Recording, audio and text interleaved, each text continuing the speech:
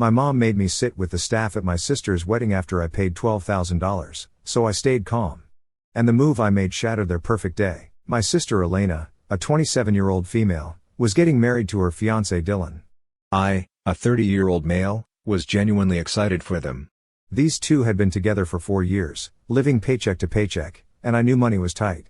Elena had been stressed about wedding costs for months, kept mentioning how they might have to cut corners everywhere because the venue was eating their budget alive. Being the older brother with a decent job, I wanted to do something meaningful for them. I am talking about covering the entire catering bill, $12,000 plus a $6,000 cash gift for the honeymoon. Yeah, you read that right. That is not here as $50 for your registry money. That is holy. We can actually afford a real wedding money. I worked extra freelance projects for months, skipped my usual vacation, and even sold my gaming setup to make this happen. I told my parents I was handling the catering so Elena could focus on other stuff. They acted like I was some kind of saint, kept saying how generous and responsible I was being. My best friend, Adam, was my +1 for the wedding. He is one of those guys who can smell drama from 3 states away and has zero filter when it comes to calling out people's nonsense. When I told him about covering the catering, he looked at me like I just announced I was joining a cult. Bro, $12,000 for Elena. The same Elena who borrowed your Netflix password and somehow racked up 3 new profiles without asking. It is different. It is her wedding, right? Because marriage definitely fixes people who take advantage of you. I should have listened to him. The church ceremony went fine. Standard stuff. Nothing fancy. Elena seemed nervous but happy, barely talked to anyone beforehand, which I figured was normal wedding jitters. Adam and I showed up in our best suits. Me with the gift envelope tucked safely in my jacket pocket, ready to make their day. Then we got to the reception venue. I had literally paid for. The couple ahead of us at check-in got these nice gold trim name badges with calligraphy and table numbers. They looked expensive, very Pinterest-worthy. My turn comes up and this woman behind the table did not even look up from her clipboard. She hands me what can only be described as the saddest piece of paper I have ever seen. White, flimsy, looked like it came out of someone's home printer with black text that said, "Vendor access only" in all caps. No table number, no fancy font, just those 3 words that might as well have said unwanted. Adam's turn was next. He got a normal guest badge. I stood there like an idiot, thinking there had to be some mistake. Adam looked at both badges, then at me, then back at the badges. "Yo, what the hell is this?" he said to the check-in woman, holding up my vendor badge. "This guy literally paid for your food tonight." She just shrugged. "I just hand out what I am told to hand out." Adam turned to me. "Dude, this is some serious disrespect right here." That is when my mom appears out of nowhere like she had been waiting in the wings. She leans in real close and whispers, "That means you eat in the kitchen with the catering staff." Adam's jaw dropped. "I am sorry." "What now?" My mom just walked away like she delivered a weather report, leaving both of us standing there. Adam stared at her retreating figure like he just witnessed a hit and run. "Did your mom just tell you to eat in the kitchen at your sister's wedding that you paid for?" I walked into the main hall anyway because what else was I going to do? Adam followed, muttering under his breath about next-level family dysfunction and psychological warfare disguised as wedding planning. As soon as we saw the seating chart, reality hit like a freight train. My name was not anywhere. Not at the family table with my parents. Not at the cousins' table. Not even at the random +1's table in the back corner. Adam's name was there though at a table near the back with some college friends of Dylan's. "This is," Adam said loud enough for people nearby to hear. "They gave you a vendor badge but seated your best friend at the normal tables. What kind of backwards logic is that?" I literally walked around that entire venue looking for my name. Adam helped me check twice. Nothing. Meanwhile, servers are setting up plates at every table. Centerpieces looking all perfect. Everyone else is chatting and laughing, finding their seats, taking photos. "You know what?" Adam said after our second lap around the room. "I am not sitting at table 8 while you are getting treated like hired help. This whole thing is messed up." And there I am standing against the wall like I am working security or something at the event I paid for. Elena gets up to give her speech. All smiles, thanking everyone for being there, talking about how much it means to have all the people we love most celebrating with them. I am watching this happen while literally holding an envelope with enough money to pay for their entire honeymoon, having already covered their catering, and I am not even important enough to get a seat. Adam leaned over to me. "She really just said, all the people we love most while you are standing here like a bouncer. That is actually impressive." That is when it clicked. They did not want me there as family. They wanted me there as a wallet. The catering manager walks up to me during the speech. You the guy who paid for this? We need you to sign some final paperwork in the kitchen. Adam intercepted him. Excuse me, but this man is a guest at this wedding, not your employee. Maybe handle your paperwork at a more appropriate time. It is fine, I told Adam. While my sister was giving heartfelt thanks to everyone who made this day possible, I was being escorted to the back like hired help to handle vendor paperwork. I signed what I needed to sign, walked back to the gift table, found my envelope, and opened it up right there. I took out the check and said loud enough for nearby people to hear, "Actually, I think you will not need this anymore." Adam was right behind me. Yeah, about time. This whole situation is insane. The whole place went dead quiet for like 3 seconds, then chaos. Chairs scraping, people calling my name, Elena screaming from across the room. I could hear my parents behind me yelling, "Come back. Come back." Like we were in the Titanic. But you know what? I kept walking. Adam matched my pace, and as we headed for the exit, he called out, "Thanks for the entertainment, folks. Really showed your true colors tonight." We got to my car and Adam just started laughing. Not mean laughter, but the kind you do when something is so ridiculous you cannot process it any other way. "Dude," he said, "I have seen some family drama in my time, but this was next level. They literally treated you like catering staff at your own sister's wedding that you paid for. They did not want me there. Fine. But they sure as hell were not going to profit from disrespecting me either." The text started the next morning around 6 in the morning. First my mom, then my dad, then Elena. All variations of the same theme. "Can we talk? Please do not make this a thing. Let us not ruin the weekend." Notice how none of them said sorry. Not one. Adam came over around noon with coffee and bagels. He had been getting updates from me via text, but wanted to see how I was handling everything in person.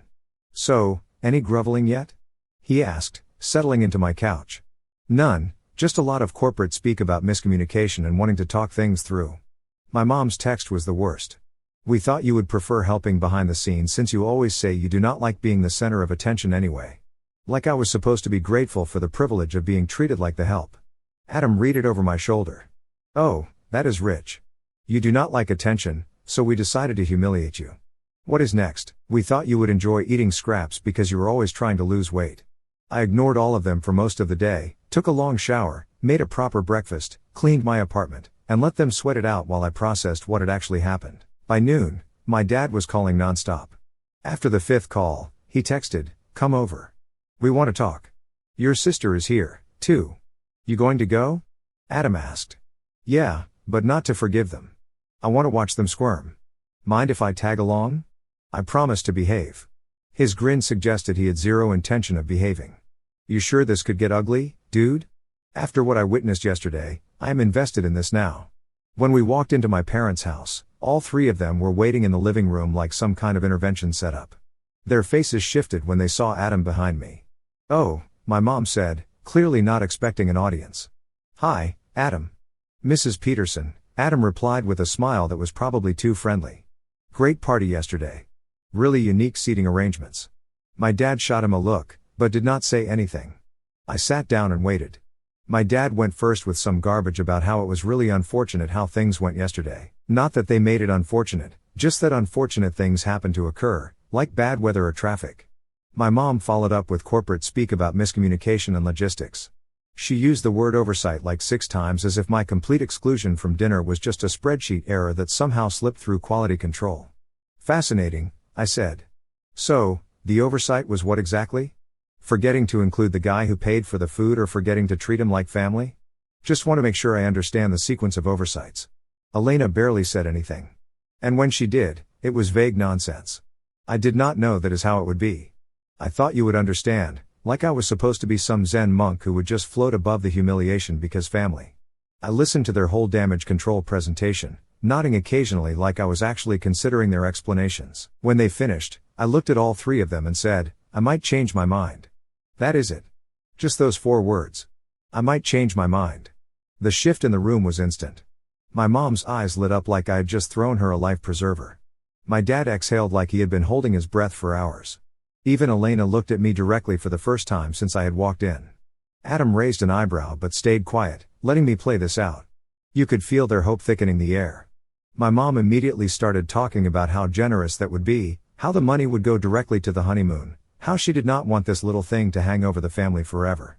My dad chimed in with some speech about how families have rough patches, but they work through them.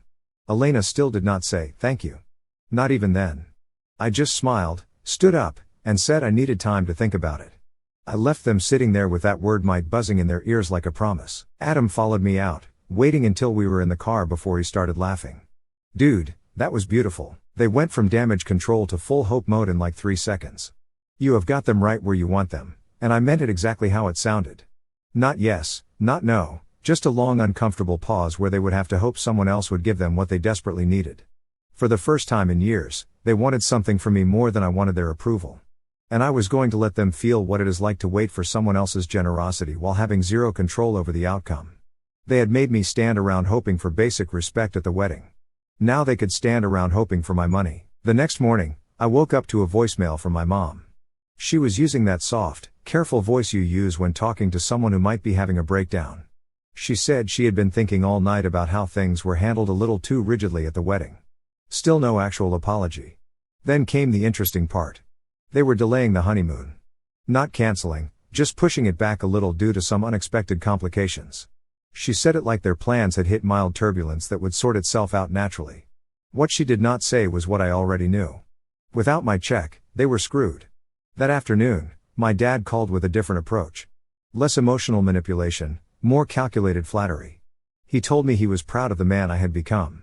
Successful, stable, dependable. He said, not everyone in the family could say the same, and I should be proud of myself for having something to offer. Then he got to the point, "We trust your judgment. I know you will make the right call." They were laying it on thick now. The fake compliments, the polished concern, the subtle reminder that I was the reliable one, the mature one, the one they needed. That is when I remembered something that made me smile. I still had the catering contract, and more importantly, I still had the final invoice that had not been submitted to my credit card yet. The catering company was waiting for my approval before processing the $12,000 charge. My parents had no idea this was coming, so I called them up. "Hey, this is Jack regarding the Peterson wedding yesterday. I need to cancel that final payment." "Cancel? The event already happened, sir. Check your contract. There is a 24-hour satisfaction guarantee clause. I am invoking it." Silence on the other end while they pulled up the paperwork. "Well, technically, yes, but this is highly unusual." The food was served. The event went off without issues. The service did not meet expectations. I am formally disputing the charge. It took 3 phone calls and 2 emails, but by the end of the day, they had agreed to reverse the transaction. The catering company would have to eat the cost because their contract guaranteed customer satisfaction, and I was technically the customer. Friday at 2:17 p.m., my phone rang. My dad, the catering company, is demanding payment. They said, "You canceled it. What is going on?" I disputed the charge. "What? Why? Service was not up to standard." "What does that even mean?" asked Elena. She was there and I hung up. Adam texted me an hour later. "Please tell me you are documenting this chaos. This is better than any Netflix series." Within another hour, Elena was calling. "Jack, they are saying we owe $12,000 for the catering. They want payment by Monday or they are sending it to collections. That is unfortunate. You cannot do this. This will destroy our credit. Then maybe you should have thought about that before treating me like hired help at my own sister's wedding." She started crying on the phone, but I was done being moved by other people's problems that they had created themselves. "Please," she said, "I will do anything. I will apologize publicly. I will tell everyone what we did wrong." "Too late for that," I said. "Should have thought about consequences before actions." That evening, I got another call from my dad. This time, he was not trying to be diplomatic. "This is vindictive and petty. You are hurting your sister over pride." "No," I said, "I am protecting myself from people who see me as an ATM. We raised you better than this." "Apparently not." And I hung up again. Adam came over that night with takeout and we played video games while my phone kept buzzing with increasingly desperate messages. "You know what I love about this?" Adam said between matches. "They keep acting like you are the problem. Like you are supposed to just roll over and take being disrespected because family. Let them scramble." Elena tried a different strategy Tuesday morning. She showed up at my apartment unannounced at 7 in the morning, looking like she had not slept in days. When I opened the door, she immediately started with the waterworks. "Jack, please. Dylan's parents are asking questions. They are wondering why we suddenly owe all this money when everything was supposed to be covered." I let her stand in the hallway while I made coffee. Did not invite her in. They think we lied to them about having the finances handled, she continued. Dylan is humiliated. His family already thinks I am irresponsible with money. Sounds like a you problem. Really? Looked? I said, sipping my coffee. She was genuinely panicked. Mascara smudged, hands shaking. Part of me almost felt bad. Almost. You want to fix this? I asked. Yes. Anything. Admit what you did publicly. Post it on social media. Tell everyone exactly how you treated me and why you are suddenly short $12,000. Her face went white. I cannot do that. Everyone would know we cannot afford our own wedding. Everyone is about to find out anyway when this goes to collections. She stood there for a long moment, probably calculating which would be worse, public humiliation or financial ruin. There has to be another way, she said. There is, I replied. Pay it yourself, and I closed the door. That afternoon, my parents tried the group approach. They showed up together, Dad carrying a folder like he was about to present a business proposal. We have talked to a lawyer, he announced. What you are doing might be considered harassment. I laughed, actually laughed out loud. By all means, sue me for disputing a charge on my own credit card for services that did not meet my satisfaction. My mom tried the emotional angle. This is tearing the family apart. Your sister is having panic attacks. Dylan is talking about annulment because of the debt. Maybe she should have thought about that before deciding I was not worth a seat at the table. Dad opened his folder. We are prepared to offer a compromise. You reinstate the catering payment and we will pay you back in installments. No interest. Counter offer, I said. Pay the catering company directly and we will call it even on the honeymoon money. They looked at each other like I just asked them to donate organs. We do not have $12,000, Mom said. Then figure it out. Sell something. Get a loan. Ask Dylan's parents. Do whatever people do when they cannot afford things. This is our daughter's future you are playing with, Dad said. She chose this path when she treated me like the help at her own wedding. I am just letting her walk it. They left without another word. Adam stopped by that evening with food and snacks. So, how is Operation Let Them Figure It Out going? They offered to pay me back in installments. Oh, that is rich. Hey, can you pay for our daughter's wedding and then let us slowly pay you back for the privilege of being humiliated? These people have zero self-awareness. Wednesday evening, Elena called one more time. The collections notice came today. They want payment in full by Friday. Okay, that is it. Just okay. What do you want me to say? I told you the terms. You did not take them. I cannot publicly humiliate myself. You know I cannot. Then enjoy explaining to Dylan's family how you managed to rack up $12,000 in debt in 3 days. Thursday night, my phone buzzed with a text. Fine, I will post it. I waited. Friday morning, Elena posted on Facebook, I owe my brother Jack an apology. At my wedding last weekend, we treated him terribly despite everything he had done for us. We excluded him from dinner, made him eat with catering staff, and generally acted like he did not matter. Now we are facing financial consequences for our actions and it is entirely our fault. I am sorry, Jack. You deserved so much better. The post got 47 comments in the first hour. Her friends asking what happened. Extended family expressing shock. Dylan's relatives demanding explanations. Adam screenshotted the post and sent it to me with a caption. Ladies and gentlemen, we got her. My phone rang immediately. Elena again.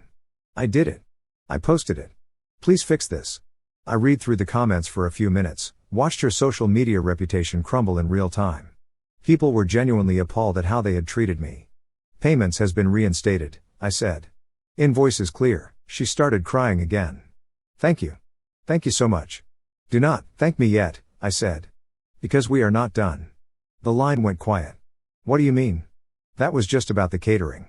We still need to talk about the other consequences. And I hung up. Let her think about what other consequences might mean. Let her sweat it out a little longer. After Elena's public confession, the family dynamic shifted completely. My parents stopped calling. Elena went radio silent after our last conversation. The extended family started reaching out. Cousins, aunts, uncles, all wanting to know what really happened. Some were supportive. My dad's brother texted me, saw Elena's post. What they did was messed up. Good for you for standing your ground. Others tried to play peacemaker. My mom's sister called asking if I wanted her to mediate some kind of family meeting. I politely declined. But the most interesting development was Dylan. He reached out directly Tuesday morning. Hey man, can we talk? Just you and me. We met at a sports bar near his work. He looked uncomfortable, like he would rather be anywhere else. I need you to know I had no idea about the seating thing, he said. Elena handled all the family arrangements. I thought you were at the main table with everyone else. When did you find out? I asked. Monday, when the catering bill showed up. Elena finally told me everything about you paying for it, about the vendor badge, all of it. He looked genuinely embarrassed. I feel like an ass. You covered our biggest expense and we treated you like garbage. What did Elena tell you about why it happened that way? Dylan shifted in his seat. She said your parents convinced her it would be less awkward if you did not have to sit through all the family drama and speeches, that you would be more comfortable helping behind the scenes. And you bought that? I did not know you well enough to question it. I figured it was some family dynamic I did not understand. I nodded. At least someone was being honest. Look, Dylan continued, I cannot undo what happened, but I want you to know that Elena has been a wreck since Sunday. She knows she screwed up. Good. The public post thing really got to her. People are asking a lot of questions. Maybe she should have thought about that before making me eat in the kitchen at my own sister's wedding. Dylan winced. Fair point. We sat in silence for a minute watching SportsCenter highlights. Is there anything that would fix this? He asked. Because right now, Elena thinks you hate her. And honestly, I am starting to think maybe you should. That caught me off guard. What do you mean?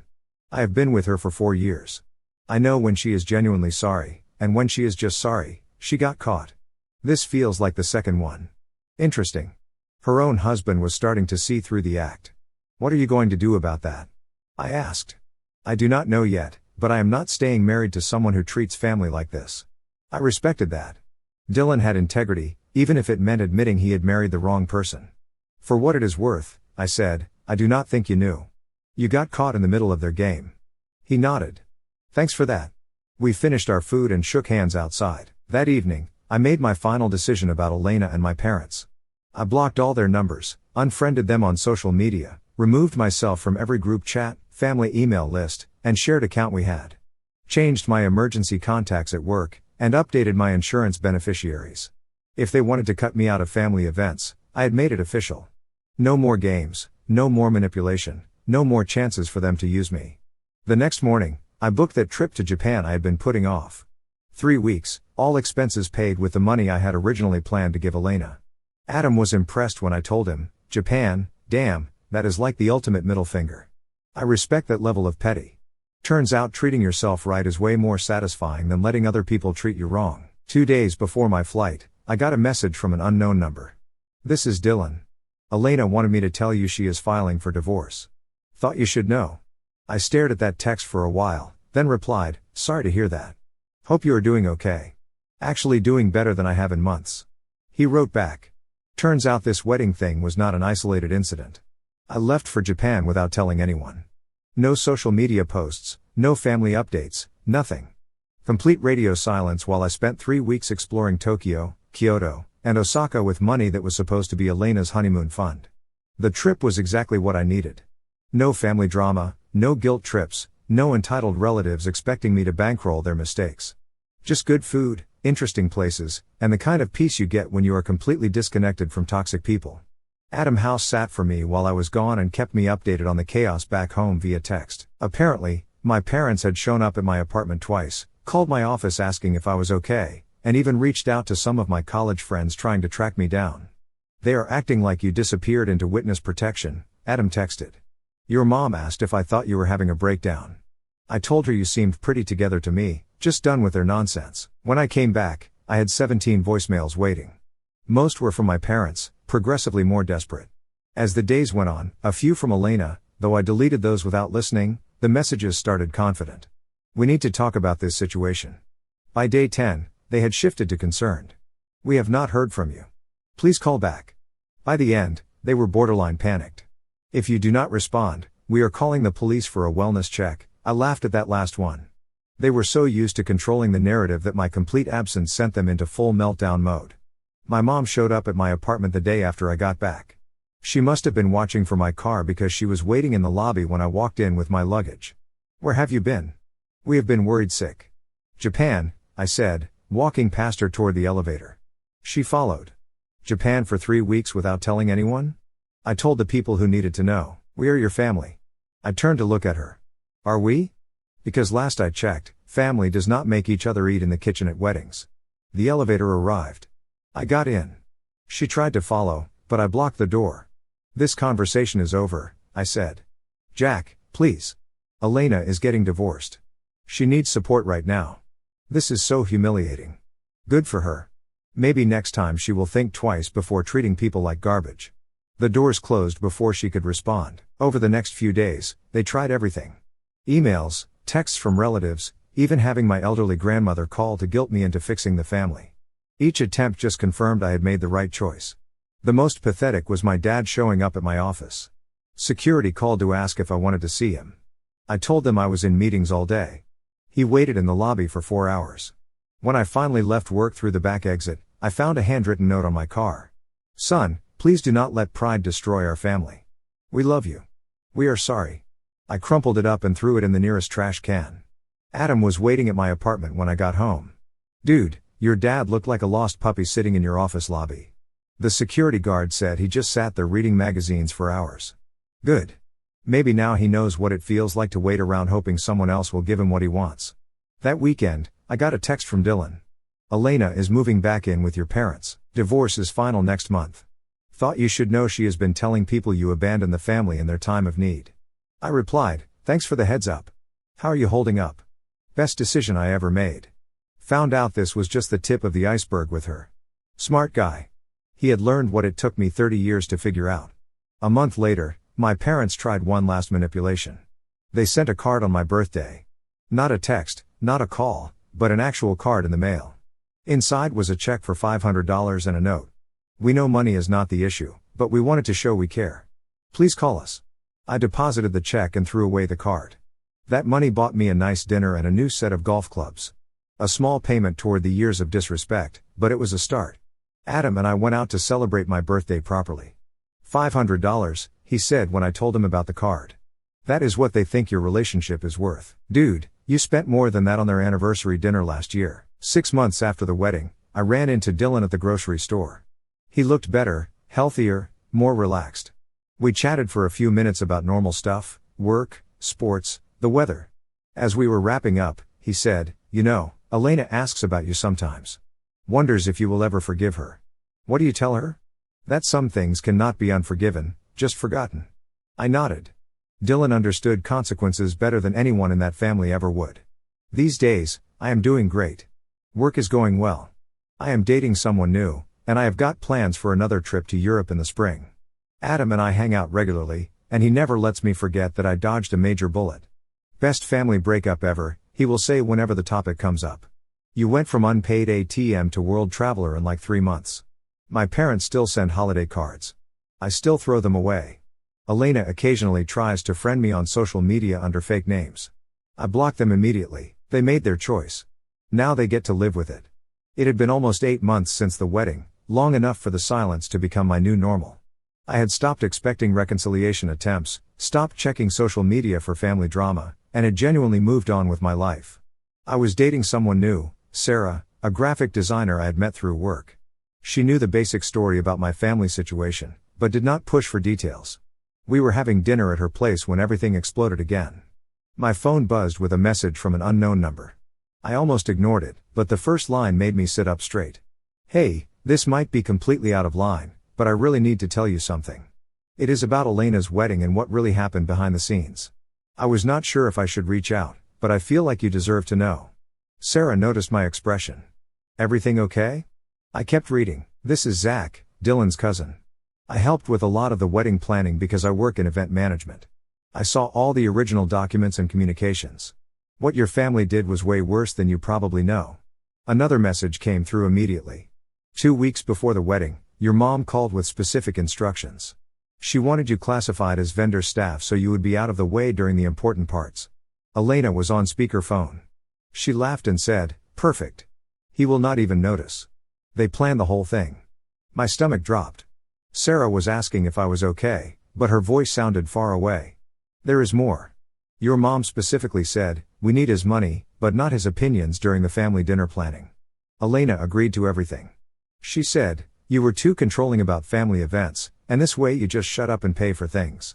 I set the phone down for a second. Sarah moved closer, reading over my shoulder. "Holy shit," she said quietly. The messages kept coming. Dylan found out 3 days after the wedding when he saw the original vendor contract with your name listed as financial guarantor instead of family member. That is when he realized they had scammed you. He was furious. Started questioning Elena about other stuff. They did not just exclude you from dinner. They actively planned to humiliate you. Your mom said he needs to learn his place in this family and Elena agreed. I have this in writing if you need proof. One final message. Dylan asked me to contact you. He said, you deserve to know the truth before you ever consider letting them back in your life. He has got documentation if you want it. I am really sorry, man. What they did was cruel. I sat there for probably 10 minutes just processing. It was not hurt, I felt. It was clarity. They had not made a mistake or gotten caught up in wedding stress. They deliberately planned to humiliate me while taking my money. Too controlling was rich considering I had never asked for anything except basic respect. Sarah was furious on my behalf. You need to do something with this information. Like what? Expose them. Show people what they really are. But I realized I did not need to. They had already shown everyone who mattered. Elena's divorce. My parents' desperate attempts to get me back. The family members who had reached out to support me. It all made sense now. I replied to Zach. Thanks for telling me. Can you send me any documentation you have? Within an hour, I had screenshots of text messages between my mom and Elena planning my demotion to vendor status, email chains discussing how to manage Jack's expectations at the wedding, even a group chat with extended family where they joked about me not knowing my place. The evidence was damning, but more importantly, it was liberating. I forwarded everything to Dylan with a message. Thanks for making sure I got this. He replied immediately, last I could do. They tried to play both of us. Glad you are free of them. I had thought I lost a family, but really, I just stopped feeding people who saw me as a resource instead of a person. The next morning, Adam came over for our usual weekend coffee. I showed him the messages from Zach. Bro, he said after reading everything. This is insane. They literally had meetings about how to scam you. Like actual conspiracy level planning. I know, part of me wishes I had had this information earlier. Nah, you handled it perfectly without knowing. Makes it even better that your gut reaction was spot on. I deleted all the screenshots without looking at them again. I did not need to keep evidence of their betrayal. I had already moved on. Some truths do not set you free.